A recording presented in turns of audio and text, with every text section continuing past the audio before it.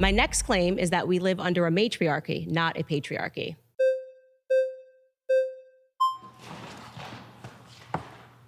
Hi. Hello. Nice to meet you. It's a pleasure to meet you. I'm Princella, the Queen Maker. I love that. So you say we live in a matriarchy. Right. Can you give me the definition of patriarchy? Yes. Well, the patriarchy is the idea that the system, our system in America, is being run by men, and that women are having to exist under a system that immediately disadvantages them because men are behind it. And I disagree with that pointedly. I think actually we're living in a society where people are being very much influenced socially and politically by women. Okay, so the denotative definition of patriarchy is father rule, and where positions of government are held majorly by men, where women are largely excluded. So 125 House of Representatives are female, and that's only about 25%. Right. And only about 28% make up Senate, and 3.3% of Congress up until this date have ever been women. So by denotative definition, we literally live in a patriarchy. Yes, so I disagree with that. So I think what this gets to, which is actually an important part of the conversation, is that people always think that where there is disparity, there's somehow inequality, and I actually reject that entirely. I think it's just a difference in what we're interested in. I think we're biologically wired, we're interested in different careers, and just because if we looked in the fashion industry and said, oh, well, it's being dominated by women, it wouldn't mean that, okay, well, that means that the fashion industry is a matriarchy and men have no sense. It just means have no ability to communicate how they feel in the fashion industry. I literally think that those numbers show that we're just biologically different. So I actually think politically, women have shown that they have a lot more power than men have. And I'm talking about just in terms of political movements. The most recent I can think of is the Me Too movement, right? If a bunch of women get together and complain about a man and refer to the patriarchy and scream, generally speaking, and let me know if you agree, the media will celebrate that. If a bunch of men got together and were shrieking and speaking about women, generally speaking, the media would call them all white supremacists and say that we had a misogyny problem and that things were really wrong in society. Women are allowed to be more vocal in general about problems than men are. Well, let me speak to that.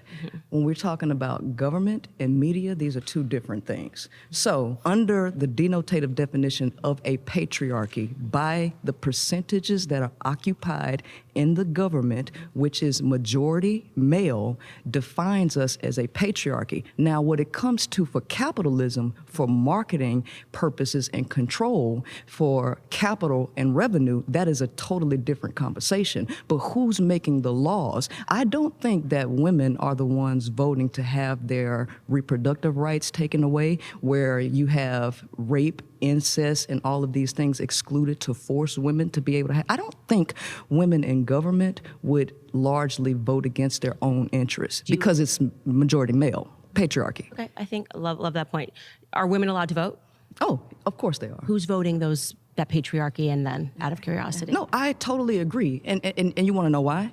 Because Yes, there I are do. so many women who think like you. You submit to the idea of men ruling everything. And your ideology is spread across a lot of women who also falsely believe to vote against their own interests just to complain about it in the end. You know, earlier you said that, women would be much more happier working at home, but don't you agree that it's human nature to want things that you don't have?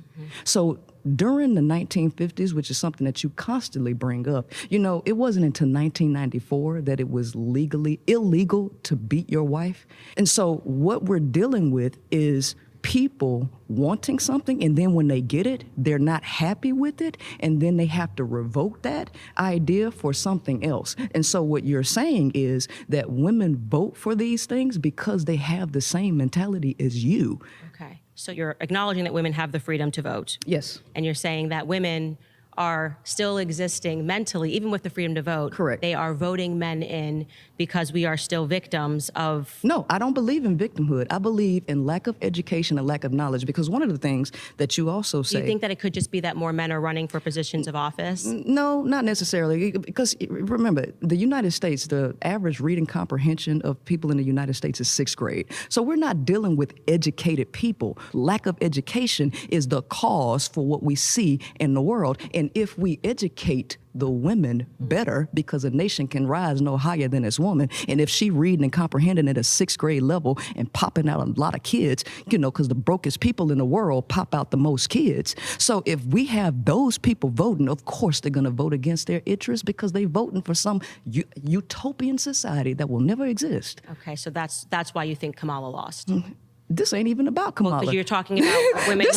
No, but we had an opportunity. Yeah, go ahead. We had a male running and we had a female running. And we actually showed that Trump increased the amount of women who voted for him, right? So I'm asking you, do you believe that the reason that happened was because women became less educated during that time? They've always been less educated. Did you know that UNESCO says that that 2/3 of the 7.7 million illiterate adults is women? Illiterate. And we have 6th grade educated people voting. And guess who? Guess the dominant population? It's white women. And so guess what? Now you have to add a race element into that, which you already know exists. Because we, as black folks, we ain't the dominant people voting people in, okay?